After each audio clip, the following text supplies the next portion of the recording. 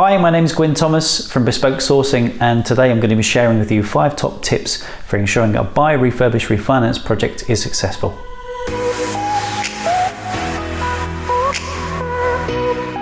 So the first thing is to buy at the right price. Now it seems to be a simple statement, but honestly, you need to do your proper due diligence to understand what the real market value of the property is. You need to take into consideration the market conditions.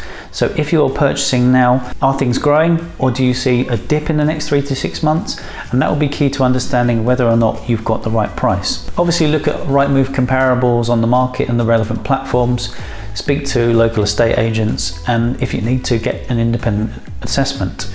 But ultimately, you need to make sure that the price is realistic to the true value of the property compared to the condition it's in. And ideally, you'd want that to be below market value. The second point is to take a builder.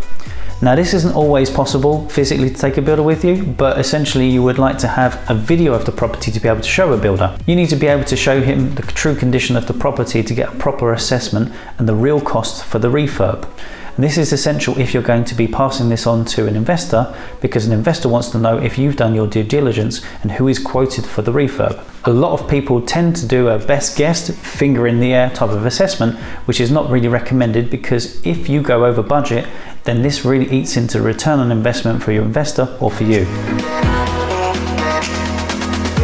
So the third point is about knowing your end values. And this is really important to know what the real price will be once you've done the refurb and when you're going to be selling it. People always obviously focus on the right price and purchasing at the right price, but if you don't know what the end value is, you won't necessarily get the profit that you expect. So it's really imperative for you or for your investor to understand what the true value would be. So you would look at comparables on Rightmove and on the market and other platforms to compare what new properties are going for in the area. Also, you can get estate agent valuations independently or directly from them to understand what that would look like. Obviously, we would recommend everyone to be as conservative as possible so that you over deliver and not over promise. The next tip is obviously to look at the rental demand in the area.